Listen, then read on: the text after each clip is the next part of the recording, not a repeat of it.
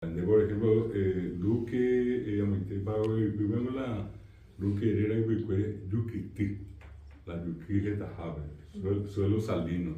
Justamente, oye, tenía arroyo, tenía Cirila, Luque, a Areguá, la divisoria, era Yuquiri, el Yuquiri.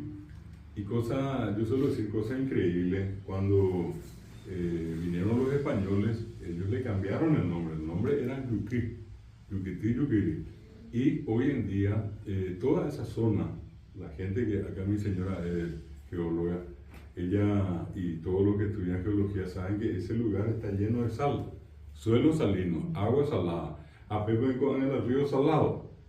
Allá, esa es la niña de Piquera en Maitereí, vamos a ver la español, que era mujer, vamos a poner la Yuquití a Yuquiri, a Yuquí me mete a verlo. Entonces por allí quedó el nombre. En el caso de Yuquití, el lugar donde abunda la sal, los suelos salinos.